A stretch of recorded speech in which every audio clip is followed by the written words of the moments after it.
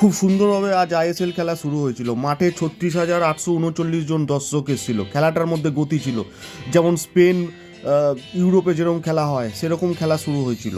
হায়দ্রাবাদ কিছু বিষাক্ত পাস বাড়াচ্ছিল, কিন্তু আস্তে আস্তে তারা পিছিয়ে গেল লিস্টনের বিদ্যুতের কাছে। লিস্টন বিদ্যুতের স্পুলিংয়ের মতো খেলেছিল, পুরো পয়সা উসুল ম্যাচ। নিউ ইয়ারের গিফট দিল যেন মোহনবাগান এ দল। সাপিচ একটা নিজের গোলে বল ঢোকালো, সাহাল কিন্তু লাস্ট টাচ দিয়েছিল। তার পরের গোলটা ডিফেন্ডার আলড্রেড গোলার মতো শট করে গোল করেছে। প্রথমার্ধের যুব ভারতী ছিল মোহন ভারতী।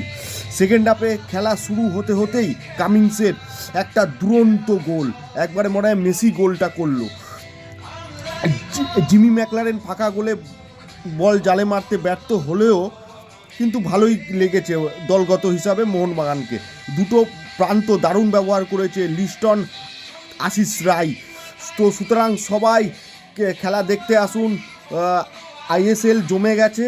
আইএসএল এখন বিশ্বের মধ্যে একটা ভালো জায়গায় যেতে চলছে। মাঠে আসুন, খেলা দেখুন। আমি বাংলার ফুটবলের ভক্ত, আমি ভারতীয় ফুটবলের ভক্ত, আমি আইএসএল খেলাকে খুবই ভালোবাসি, প্রতিদিন দেখি। বন্ধুরা, আমি আরেকটা জিনিস বলতে ভুলে গেছি, যে আমাদের মোহনবাগান 28টা গোল করেছে, তার মধ্যে 9টা ডিফেন্ডাররা করেছে আর বাদবাকি আমাদের স্ট্রাইকাররা করেছে।